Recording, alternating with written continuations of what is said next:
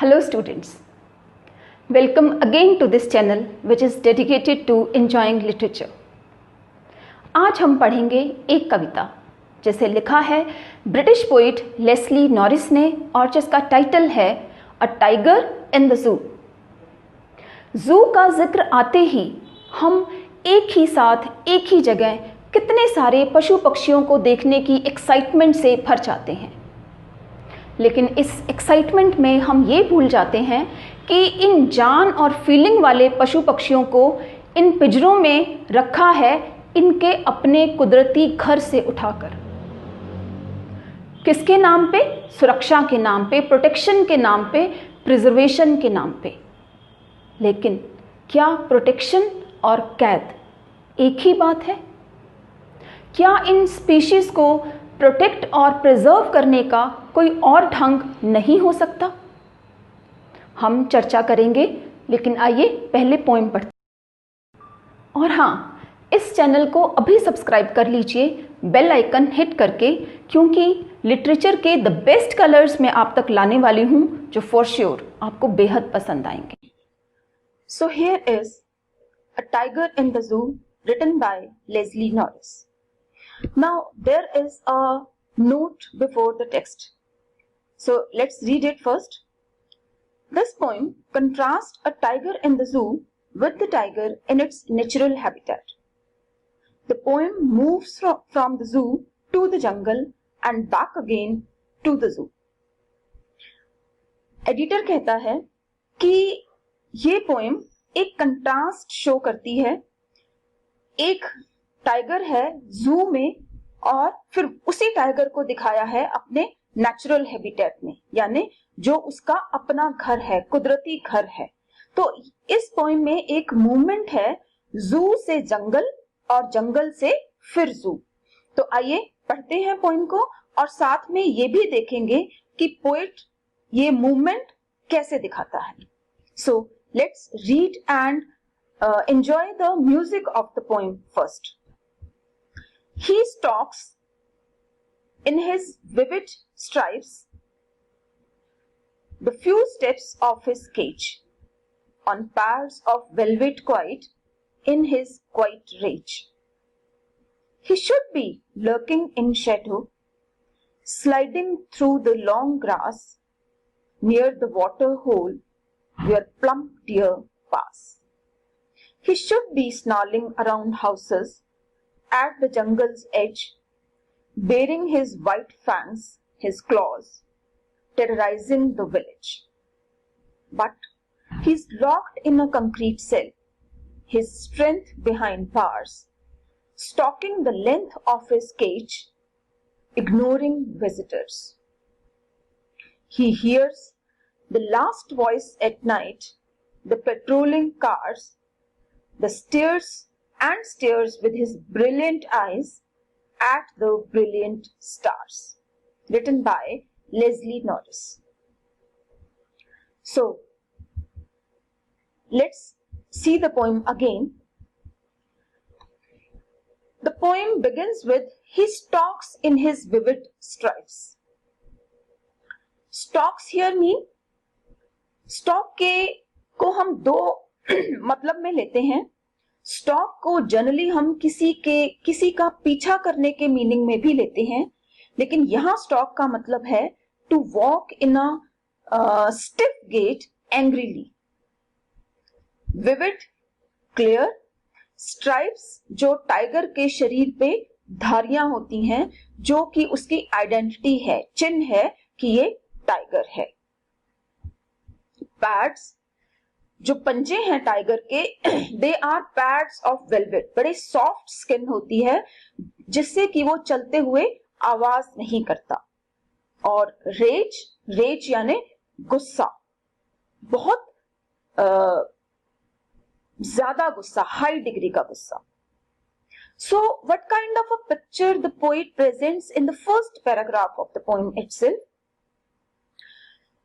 But before that, what do you gather from this stanza? Where is the tiger?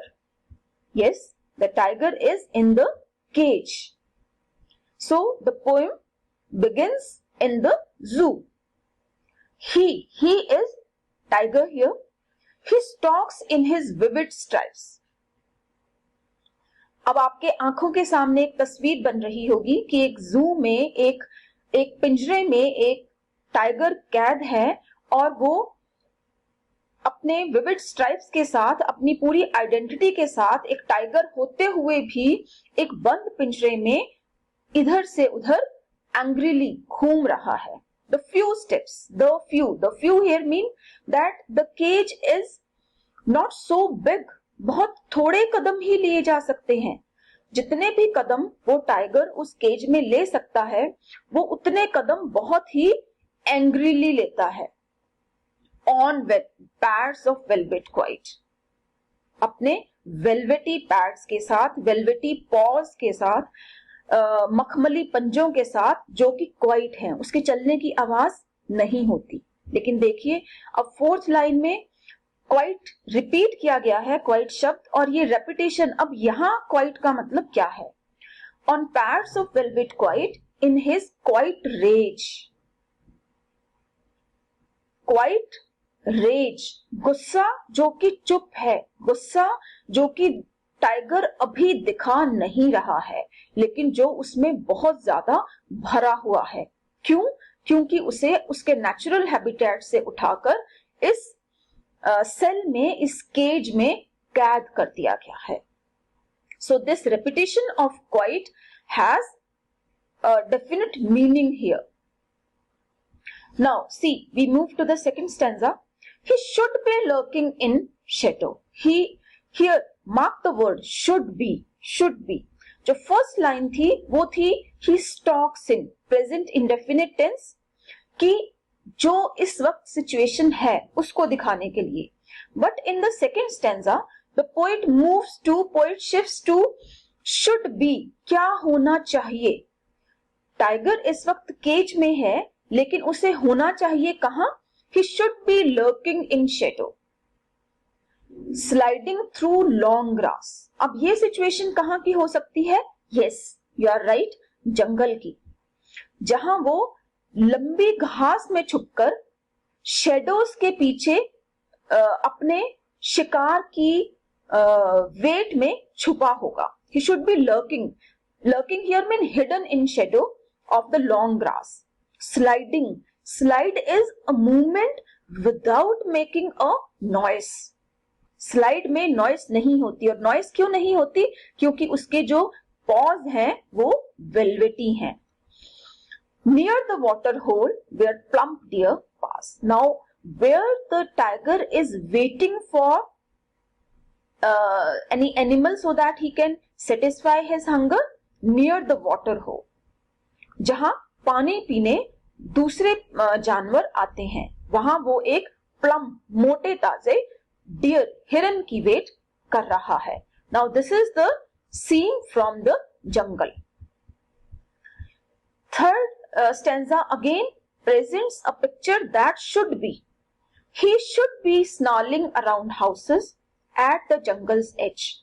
Second stanza बिल्कुल जंगल के inner का scene है, centre का scene है, और थर्ड स्टेंजा जंगल के एज का सीन है, जहां जंगल खत्म होता है और जो ह्यूमन हैबिटेशन है वो शुरू होती है.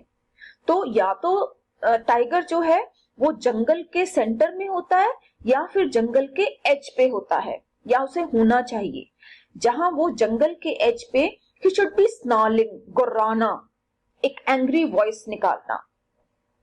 जहां वो हाउसेस के, जहां आदमी रहते हैं, ह्यूमन हैबिटेशन के आसपास गुर्रा रहा है. Baring his white fangs. Fangs mean teeth. Fang होते हैं वैसे स्नेक के, लेकिन यहां पोइट ने फैंग्स को एसोसिएट किया है टाइगर के दांतों के साथ, ये दिखाने के लिए कि ये जानलेवा हो सकते हैं, रादर होते हैं. Baring his white fangs, his claws, उसके पंजे जो मांस को चीर देते हैं, टेरराइजिंग द विलेज. और वो उसकी जो गुर्राहट है, उसकी जो स्नालिंग है, वो सारे विलेज में, पूरे गांव में खौफ भर देती है. लोग जो है दहशत से भर जाते हैं एक चीते का, टाइगर का गुर्राना सुनकर. Now the movement again from the jungle to the zoo, and this has been showed by the word but he is locked in a concrete cell. He should be there, he should be in the jungle, but he is locked in a concrete cell. His strength behind bars, लेकिन उसे कैद कर दिया गया है concrete के एक cell में. Again there is a contrast. जंगल जहां लॉन्ग ग्रास है जिसके पीछे टाइगर छुप सकता है, लेकिन उसे डाल कहां दिया? कंक्रीट.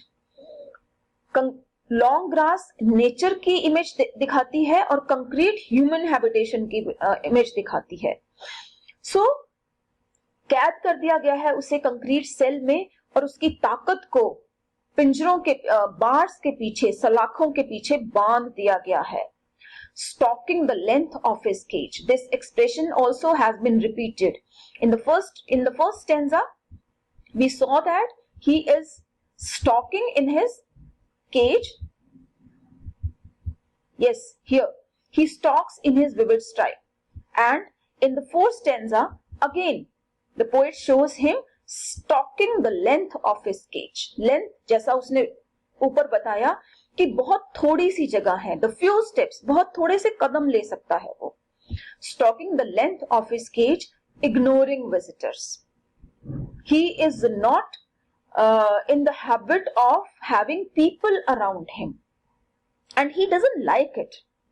वो एक अकेला रहने वाला जानवर है, सॉलिट्यूड में रहने वाला जानवर है, और वो पसंद नहीं करता कि उसके आसपास लोग हों. इसलिए वो गुस्से में केज की लेंथ में चहलकदमी कर रहा है और विजिटर्स पे कोई ध्यान नहीं दे रहा. He hears the last voice at night. Now again this is in the zoo. Zoo में उसकी लाइफ कैसी है? He hears the last voice at night. The patrolling cars. रात को जिन आवाजों के साथ उसे नींद आती है, वो आवाजें कौन सी हैं? पेट्रोलिंग कार्स की, जो जू की सुरक्षा देखने के लिए कि सब कुछ ठीक ठाक है, जो वहां की मैनेजमेंट अथॉरिटीज हैं, उनकी पेट्रोलिंग करते हुए कार्स जो हैं वो घूमती हैं. And stairs with his brilliant eyes. Stairs टकटकी लगा के देखना, घूरना जिसे हम कहते हैं.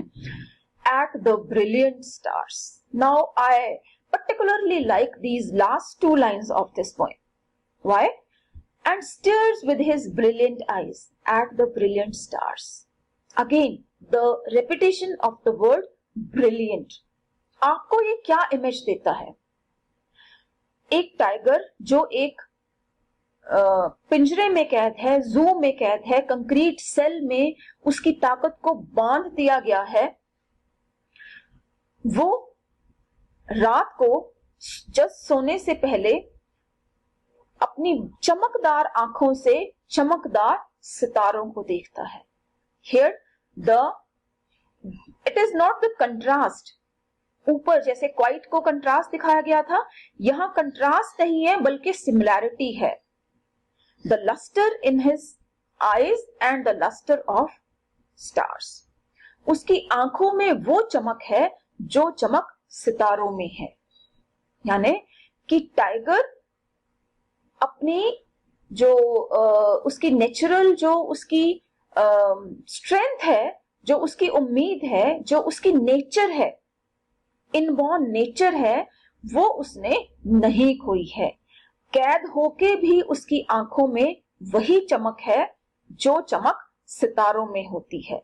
यानी कैद में बंधकर भी एक जो टाइगर है वो अपनी बेसिक क्वालिटीज नहीं खोता.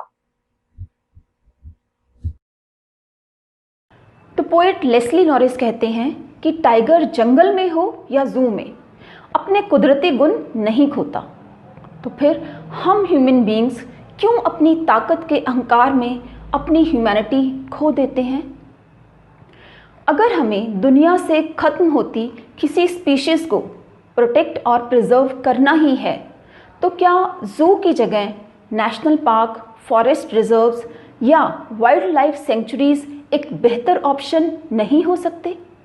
जहाँ ये पशु पक्षी अपने कुदरती गुणों के साथ अपने कुदरती एनवायरनमेंट में रह सकें।